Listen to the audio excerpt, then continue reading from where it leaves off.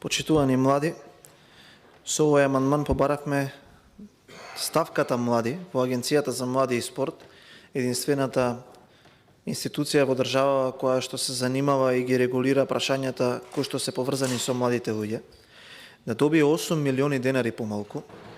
И нормално, апсолутно е далеку од доволно, но зошто е баш 8 милиони денари? Да објаснам. Затоа што заменикот министер вели во Агенцијата за млади и спорт има предвидено пари за оваа намена. Почитуван заменик министер, 8 милиони денари е разликата помеѓу предвидените средства за млади за 2023 година и помалку предвидените средства за млади за 2024 година. Значи, од 2023 до 2024 за секторот млади има 8 милиони денари помалку предвидено. Затоа ние побаравме да биде барем исто колку 2023 година. Не како репер на успешност. Туку ако 2023 година ништо не се направи за младите, тогаш оваа година ќе се направи уште помалку за младите.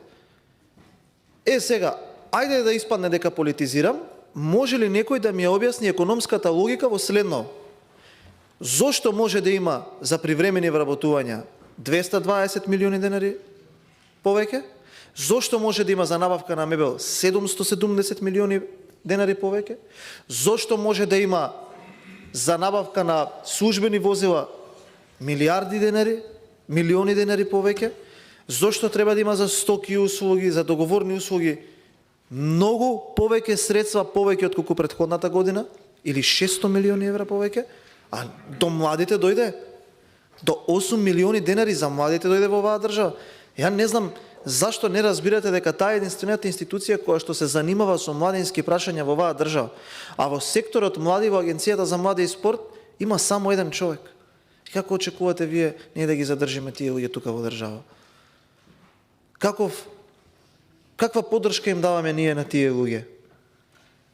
Нели е малку незгодно, да не употребам некој посилен збор?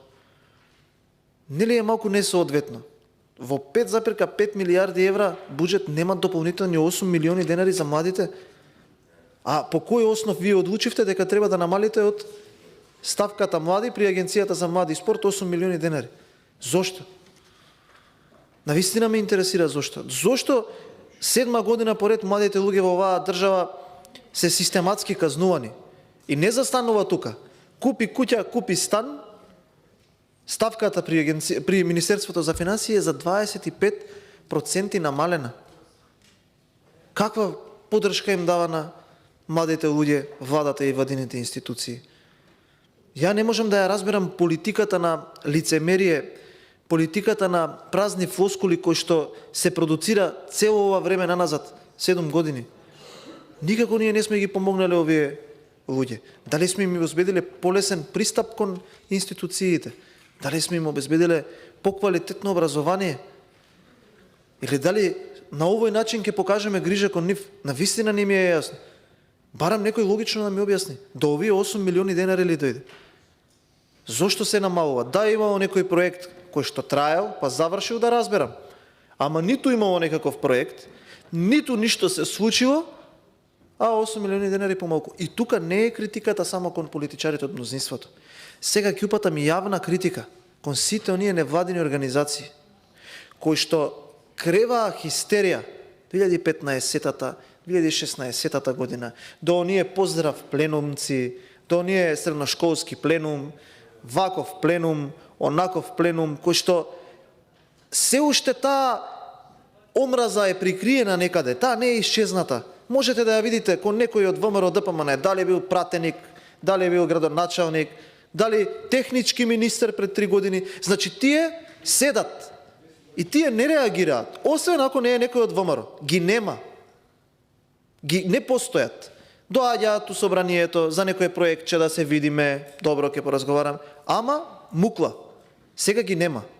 Сега нема да ги сушнете да дојдат и да кажат дали има некаква стратегија да изработиме. Каде се сега стратегиите за кои што примате средства и грантови од европски институции или од меѓународни институции? Каде се сега да излезете да кажете дека ова што се случува не е во ред? Или ќе чекате ВМРО да дојде на власт, па повторно овие од ваму да ви кажат ајде сега притиснете ги функционери од ВМРО ДПМН и тогаш да излезете. Немало слобода на говор, немало права. А ова не е право. Ова не е укинување слобода на говор што се случува. Ама не, сега ќе ќутиме. Сега нема да ги имаме поздрав пленумци. Сега оние кои што излегуваа нема потреба сега. Тоа е, ајде, се замолчува, нека помине. Ово и систематски. Па би кажал, имам желба да се обраќам многу подиректно, ете, ќе го задржам нивото. Ова систематско закочување и поставување во лавиринти на младите луѓе кои што не може да дојдат до институциите, на никому не му носи добро. Ова не личи на ништо. Ако на држава која што има буџет од 5,5 милијарди евра и дојде до 8 милиони денари за младите луѓе, тогаш навистина немам никаков дополнителен коментар. Благодарам.